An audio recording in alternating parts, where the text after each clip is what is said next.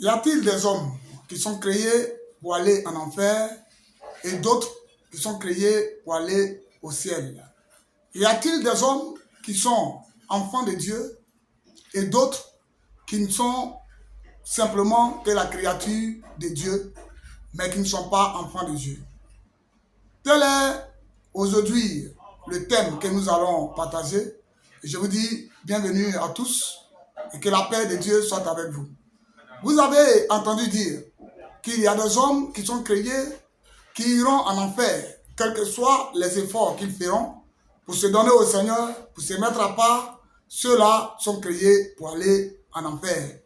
Par contre, il y en a d'autres qui sont créés pour aller au ciel et que ce sont ceux-là qui sont enfants de Dieu, prédestinés avant leur naissance, et eux, quel que soit le péché qu'ils commettent, parce qu'ils ont accepté Jésus-Christ, parce qu'ils sont avec Jésus-Christ, parce qu'ils croient que Jésus est Dieu, donc ils sont simplement prédestinés à aller au ciel. Leur salut est garanti, ils peuvent pécher, ils peuvent faire ce qu'ils veulent, et ils iront au ciel, coûte que coûte. Alors, un tel enseignement, frères et sœurs, je vous le dis, un tel enseignement est un enseignement diabolique. Un tel enseignement est un enseignement satanique.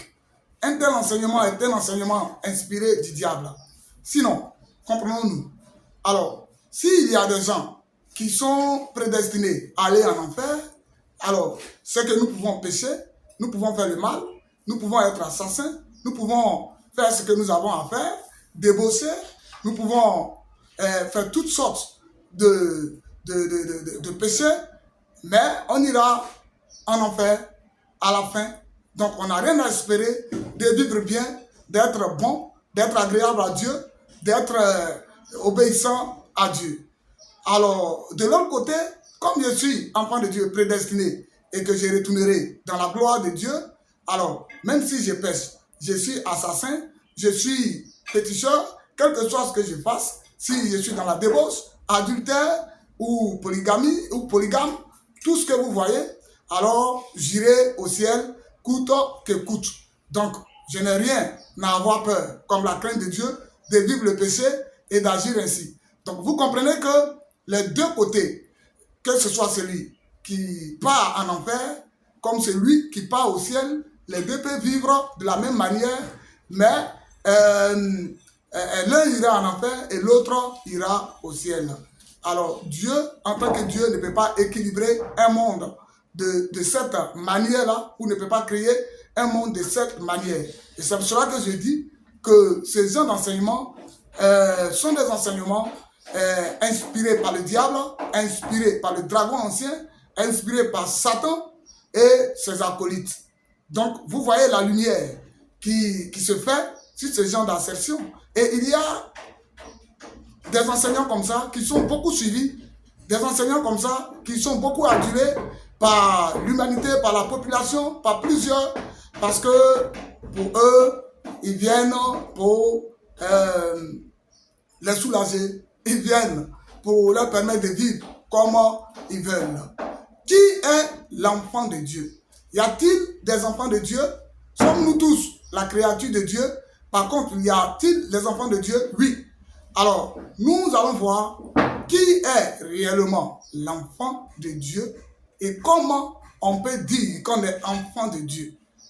Parce qu'aujourd'hui, nous allons voir celui qui dit qu'il est enfant de Dieu, prédestiné, et qu'il peut vivre comme il veut, hein, et puis celui qui est un enfant de Dieu réellement, selon la parole de Dieu. Et comprendre pourquoi nous sommes tous la créature ou des créatures, mais nous ne sommes pas tous enfants de Dieu. Est-ce que tous ont la possibilité de devenir enfants de Dieu, ou bien il n'y a qu'un seul groupe qui peut devenir enfant de Dieu? À cette assertion, nous allons comprendre beaucoup de choses. Je vais vous inviter à venir même jusqu'à dans l'église, où il y a certaines communautés qui se disent quelles sont les seules communautés qui vont au ciel, quels sont les seuls pasteurs qui sont des vrais pasteurs, les autres ne sont pas des pasteurs, les autres églises sont appelées soit églises indépendantes, donc ces églises-là ne sont pas reconnues de Dieu, qui ne vont pas au ciel. Nous allons voir. Si pour aller au ciel, on va dépendre d'une communauté ou du nom d'une communauté, ou bien si c'était juste par un principe biblique, un principe de la parole de Dieu. Lisons Jean chapitre 1, on va lire à partir du verset 1. Lisons la parole de Dieu, Jean chapitre 1, à partir du verset 1. Je lis la parole. Au commencement était la parole, et la parole était avec Dieu, et la parole était Dieu. Elle était au commencement avec Dieu. Toutes choses ont été faites par elle, et rien de ce qui a été fait n'a été fait sans elle. En elle était la vie, et la vie était la lumière des hommes. La lumière, lui, dans les ténèbres, et les ténèbres ne l'ont point reçue. Il y eut un homme envoyé de Dieu, son nom était Jean. Il vint pour servir de témoin, pour rendre témoignage à la lumière, afin que tous crissent par lui. Il n'était pas la lumière, mais il parut pour rendre témoignage à la lumière. Cette lumière était la véritable lumière, qui en venant dans le monde éclaire tout homme. Elle était dans le monde, et le monde a été fait par elle, et le monde ne l'a point connue. Elle est venue chez les siens, et les siens ne l'ont point reçue. Mais à tous ceux qui l'ont reçue, à ceux qui croient en son nom, elle a donné le pouvoir de devenir enfants de Dieu, lesquels sont nés non du sang, ni de la volonté de la chair, ni de la volonté de l'homme, mais de Dieu. Et la parole a été faite chair, elle a habité parmi nous, pleine de grâce et de vérité, et nous avons contemplé sa gloire, une gloire comme la gloire du Fils unique venu du Père. Amen. Vous voyez, quand nous lisons tout ce texte, une longue lecture, mais qui va nous servir, nous comprenons beaucoup de choses. Alors, directement, on peut comprendre que ce texte parle de Jésus, qui est la parole de Dieu, qui est la parole faite chair. Alors, quand nous lisons ce texte, nous comprenons qu'il y a un seul moyen par lequel nous pouvons devenir enfants de Dieu. Un seul moyen par lequel nous pouvons devenir enfants de Dieu. Et la parole dit qu'à tous ceux qui l'ont reçu, à ceux qui croient en son nom, elle leur a donné le pouvoir de devenir enfants de Dieu, lesquels sont nés non du sang, ni de la volonté de la chair, ni de la volonté de l'homme, mais maintenant de la volonté de Dieu. Quand nous lisons ce passage, il y a un thème très important qui m'intéresse pour désavouer les infiltrés dans l'église, les faux enseignants, les apôtres de Satan et les missionnaires du diable. Il dit qu'à tous ceux qui l'ont reçu, elle leur a donné le pouvoir de devenir enfants de Dieu. Donc maintenez ou retenez, devenir enfant de Dieu.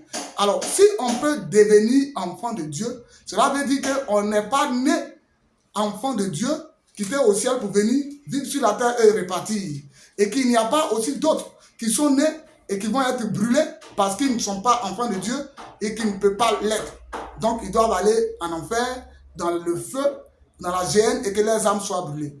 On peut devenir enfant de Dieu. Alors, quand nous entendons cela, cela veut dire que c'est un appel. C'est un appel à l'humanité, à tous ceux qui sont créés, créatures de Dieu. À tous ceux qui sont créatures de Dieu, principalement de l'homme que Dieu a créé, qui peut devenir enfant de Dieu. Donc cela veut dire très clairement qu'il n'y a pas de gens qui sont prédestinés, parce qu'on dit on peut devenir. Donc si on peut devenir, c'est que ceux qu'on considère qui sont prédestinés à aller en enfer, aller dans le feu, peuvent devenir.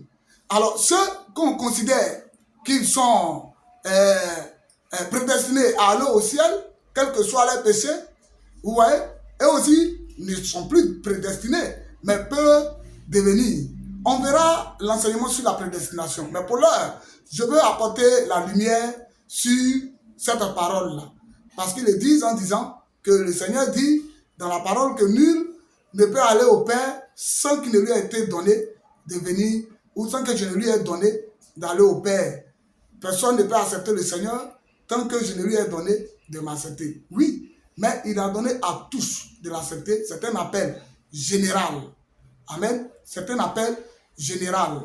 Nous lisons Matthieu chapitre 11, le verset 28. Matthieu chapitre 11, le verset 28. Et nous lisons la parole. Alors, on va bien écouter. Matthieu chapitre 11, le verset 28.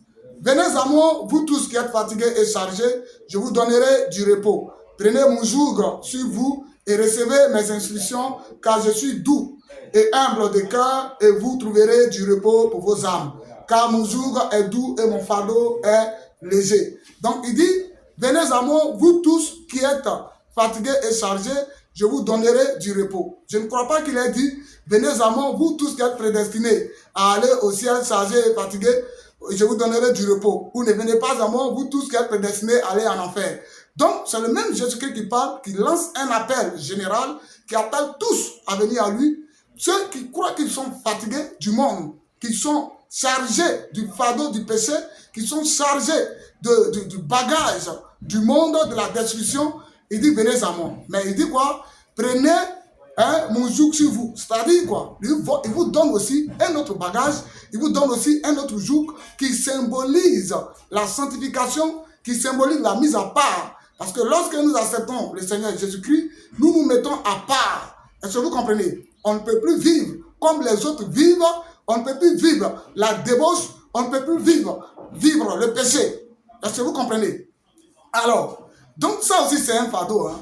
Il dit quoi? Que celui qui veut me suivre fasse quoi? Qu'il renonce à lui-même et qu'il fasse quoi? Qu'il porte sa croix et qu'il me suive.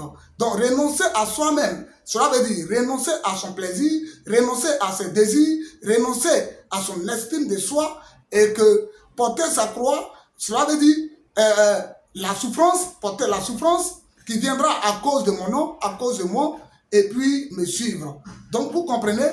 Maintenant, quand j'explique comme ça, qui Jésus appelle? Mais quand je définis en disant qu'il dit renoncer à soi-même et porter son fardeau, nous faisons le lien avec le texte que nous venons de lire dans Jean chapitre 1, le verset 12. Il dit quoi? À tous ceux qui l'ont reçu. Donc, quand on a reçu le Seigneur, cela veut dire qu'on lui a ouvert notre cœur afin qu'il entre, comme lui-même le dit, je suis à la porte, je frappe, et celui qui ouvre, j'entrerai, je souperai avec lui. Donc, cela veut dire que nous avons ouvert notre cœur à ce qu'il entre. Alors, quand il entre, cela veut dire que nous sommes prêts à le supporter, nous sommes prêts à l'accueillir, lui et tout ce qu'il est. Est-ce que vous comprenez? Lui et puis sa croix, nous devons le supporter, nous devons l'accueillir. À partir de ce moment-là, nous allons porter aussi un fardeau. Amen. À cause du Seigneur Jésus-Christ, plusieurs se sont séparés de leurs amis, de leurs parents. Est-ce que vous comprenez? Il y a eu des séparations à cause du Seigneur Jésus-Christ. Plusieurs sont séparés du monde, donc des amis qu'ils avaient avant. Parce qu'on ne peut plus vivre de la même manière lorsque on